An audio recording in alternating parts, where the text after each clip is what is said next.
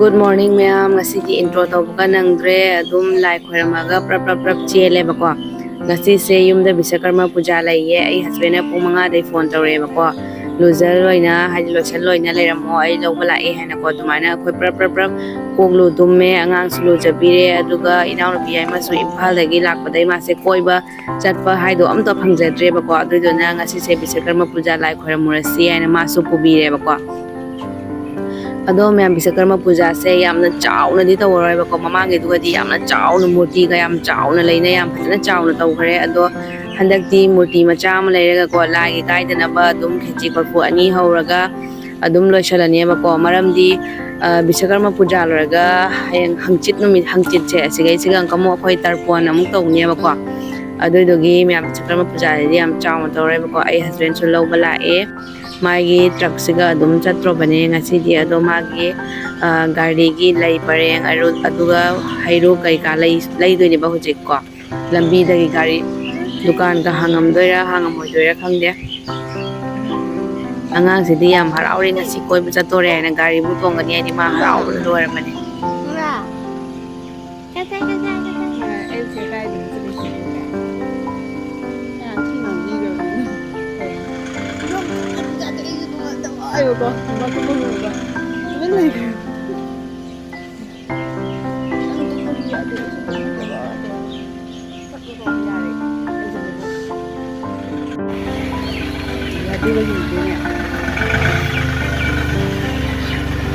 Nah, jangan mahal ya kali udah makan pasar peng kok.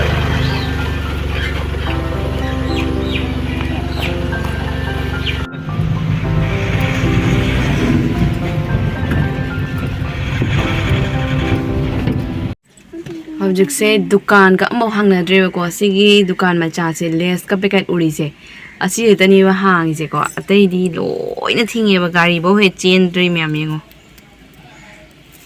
dukan ka se loina ne ba thingi se du dukan roi hang dri khongan do ngasi gi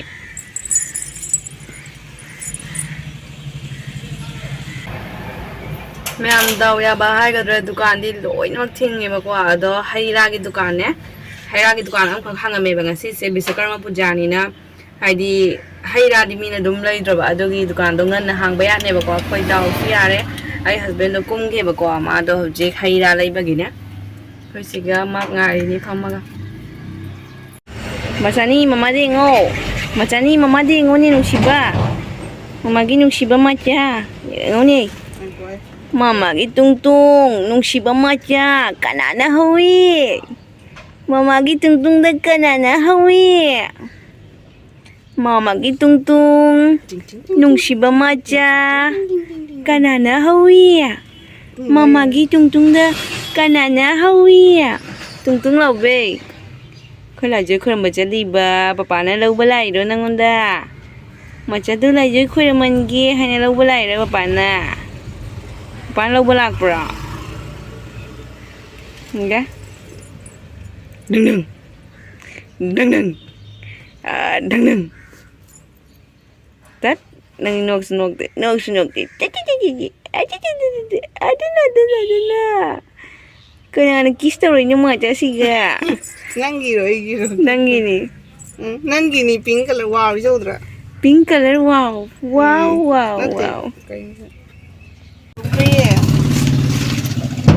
Lakpiro entry kaya nang ja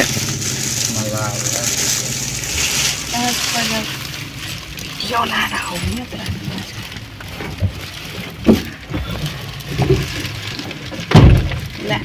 yum yaure ma'am को isai ga kan thabagi adum copyright claim chani na ai adum wa ngang bodo isai tharambangi ko muthatle aduga ai amu voice over tawine ba hojik se bhamon la e bhamon na chak khechi kari kra adu khechi am tawre aduga uti tawe ba ko ado dumai tawna bhamon hojik thonggatli horan chabana sangoi da cha doine ba ko ado khechi amaga uti amaga smai tawraga thonge bhamona adu loiga khechi kari ka se thongba complete loiraga ko adu loiraga lagi son ba khotpa do adu tawni hai ba ko adu hana thongdokki gena ai gana hojik thongi ado ngasi khechi se yam hau do male ꯑꯗꯨ ꯂꯣꯏꯔꯒ ꯊꯣꯡꯒꯥꯟꯗ ꯑꯃꯨꯛ ꯆꯪꯉ ꯆꯠꯂꯁꯦ ꯃꯌꯥꯝ ꯕꯤꯁꯋꯥꯀꯔꯃ ꯄꯨꯖꯥ ꯇꯧꯔꯁꯦ ꯈꯦꯆꯤ ꯊꯣꯡꯕꯁꯨ ꯂꯣꯏꯔꯦꯕꯀꯣ ꯑꯗꯣ ꯕꯤꯁꯋꯥꯀꯔꯃ ꯄꯨꯖꯥ ꯍꯟꯗꯛ ꯊꯣꯡꯒꯥꯟꯗ ꯇꯧꯏꯌꯦ ꯑꯩꯈꯣꯏ ꯒꯦꯠꯀ ꯒꯥꯔꯤ ꯑꯆꯧꯕꯒꯤ ꯊꯝꯐꯝ ꯐꯖꯅ ꯁꯦꯝꯃꯦꯕꯀꯣ ꯒꯦꯠꯀ ꯈꯥꯔꯒ ꯑꯗꯨꯒꯩꯗꯨꯒ ꯑꯣꯏꯅ ꯐꯖꯅ ꯇꯧꯔꯦ ꯕꯤꯁꯋꯥꯀꯔꯃ ꯄꯨꯖꯥꯁꯦ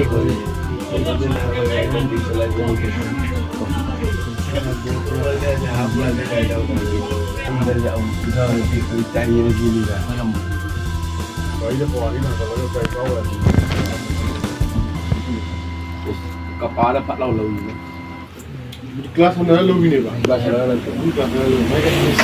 Saya tahu ni. Jangan tak ada ni. Kuat dia. Ada jadi orang ni. Amma duna tumbi do. Nah, tumbi. Nero manbul ya do. Ai tu ini macam. Nongali din masak. Ano wale? Ha Nang din na sakthi do te puno kaje ye. lối fajawan ai tani la sa theory se La ta po puno. ai koi fast sa bok wei chai khong pak se dia Mày hô đấy.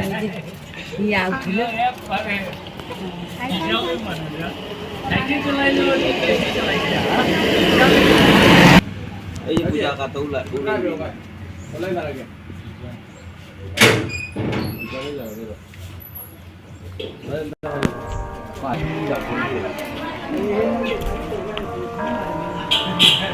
sai ngó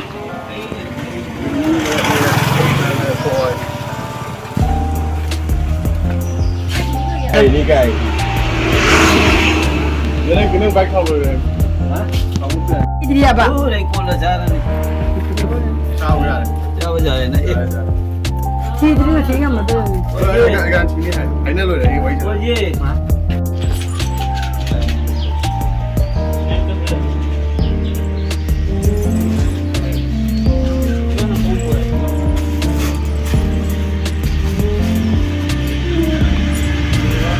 chơi đâu rồi dưới đâu sao mà tung rồi vâng đi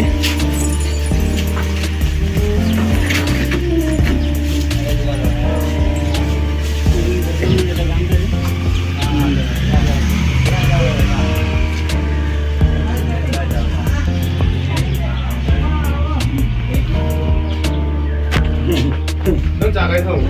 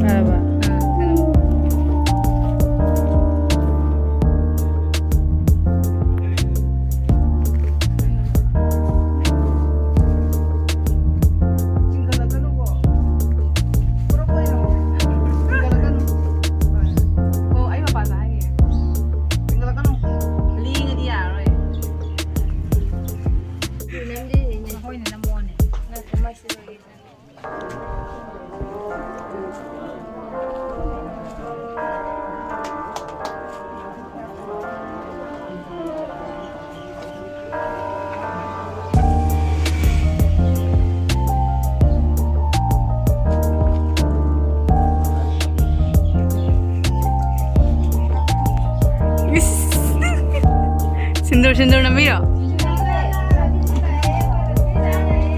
Khoi Rosni lại.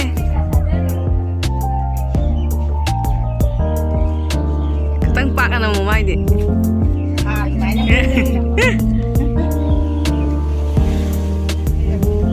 Đấy, sí, sẽ có Rosni. Paso lại ya. Sindur nama lah Rosni.